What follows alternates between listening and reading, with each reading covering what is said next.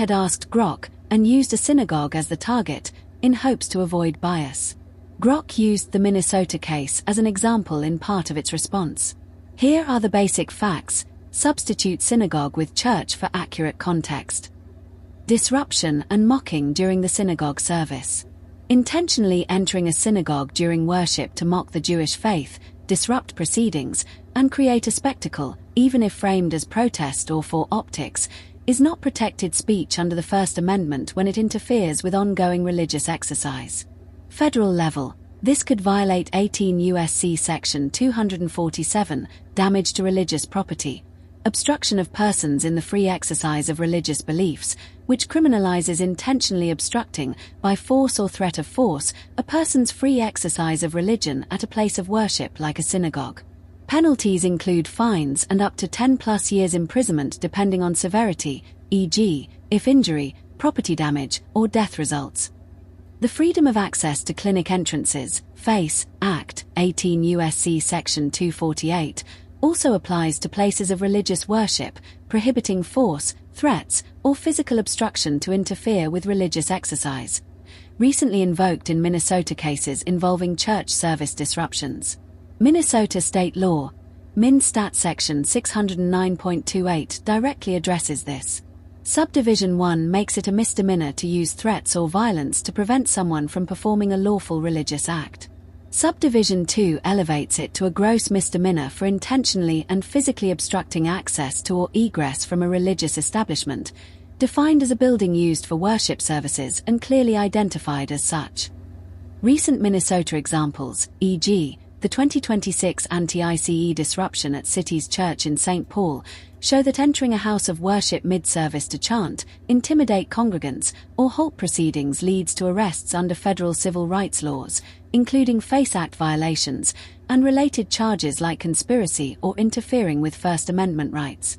Courts and the DOJ have emphasized that no First Amendment right exists to disrupt private religious services, even for political motives. Mockery targeting Judaism could also support hate crime enhancements under federal, 18 U.S.C. Section 249, or Minnesota bias-motivated crime laws if religious animus is proven. Live streaming or recording the disruption, while potentially providing evidence against the perpetrators, does not legalize the interference and could aid prosecution. Illegal misappropriation of FBI documents. Stealing, copying, or otherwise illegally obtaining confidential FBI documents, e.g., lists of agents involved in arrest warrants, is a federal felony regardless of location. Primary statutes, 18 U.S.C. Section 641, theft of government property records, up to 10 years if value greater than $1,000, and, if classified as sensitive, 18 U.S.C. Section 1924, unauthorized removal of retention of national defense information, up to 5 to 10 years. Using the stolen info for any further criminal purpose, like stalking, compounds liability.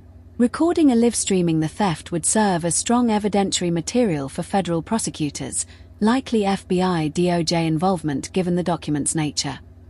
Stalking federal agents using the stolen information. Targeting FBI agents at homes, personal places of worship, including the synagogue chosen because it was listed as an agent's place of worship, or elsewhere, motivated by their federal roles and using illegally obtained info, triggers multiple layers of protection.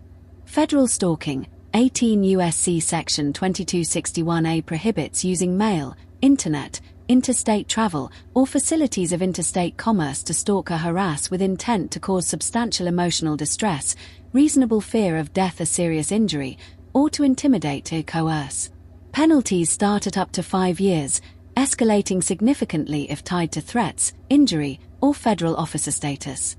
Targeting federal agents, especially in connection with their duties, could invoke 18 U.S.C. Section 111, assaulting resisting federal officers, or related enhancements. If religious bias motivates choosing the synagogue, hate crime statutes apply. Minnesota has its own stalking laws, Min Stat Section 609.749, which could run parallel, prohibiting intentional course of conduct harassment causing fear. The synagogue being specifically selected because it's an agent's listed place of worship strengthens arguments of targeted interference with both religious exercise and federal officer protection. Overall prosecution likelihood and evidence. Multiple overlapping crimes make federal jurisdiction almost certain. DOJ or FBI would lead due to stolen documents, agent targeting, and religious interference. Recorded live-streamed footage provides powerful evidence. Prosecutors routinely use such material to prove intent, identity, and impact. No exact real-world parallel matches every detail, document theft plus agent stalking via synagogue disruption, but Minnesota's recent church disruption cases show swift federal response when worship is obstructed, especially with civil rights angles. Motive, e.g., optics as cover for document theft stalking, doesn't excuse the acts and could aggravate charges. But Mark, from a pure legal perspective, did Don Lemon, in your estimation, break the law? No, he didn't. It's not even close. And I don't do politics. I do just legal. And the First Amendment gives wide latitude for journalists to do exactly what he did, cover an event. So those who intentionally entering a synagogue during worship to mock the Jewish faith, disrupt proceedings, and create a spectacle, even if framed as protest or for optics, is not protected speech under the First Amendment when it interferes with ongoing religious exercise. So he can fuck right off with Don Lemon. So those who say that he did interfere with people's ability to worship, there's a difference between incidental interference and intentional interference. One needs intentional interference to be found guilty of a criminal act. He wasn't there, it appears from the facts, to intentionally... That's not intentional? Well, hold on, I was just speaking. I wasn't through with my thoughts. So he can fuck right off with Don Lemon. He intentionally was there to gather facts, but his intention falls way short, factually, of intending to be there to interfere with people's ability to worship. So again, if there's just incidental interference, that's not enough. And clearly the chilling effect is there too. The message goes out that anyone who's merely present at an event can be arrested, and that's real problemac. Mark, he was okay, Eric? He was there to gather facts. He broke into an ongoing church service. He busted in. That's not an accidental. I didn't mean to break up your service. What facts was Don Lemon looking for, Mark? What facts was he looking? He was looking to create a scene, to get the cameras rolling, to get his own face on the evening news, which he did. And I said, when the minute it happened, they just propped up Don Lemon, not because they like his journalism, because they need him as a useful idiot to their push to open immigration at all costs. And by the way, Mark, I would argue with you that I think protecting people's right to worship is right up there, if not superseding the First Amendment with the right for journalists to cover a story. We don't disagree on that. The question is, again, and maybe, again, everything is fact sensitive. Was he covering this as a journalist? Was he reporting this on live stream, which I was told?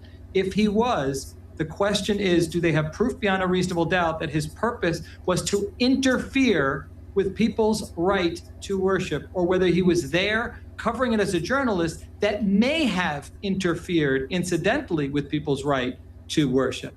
And there you are.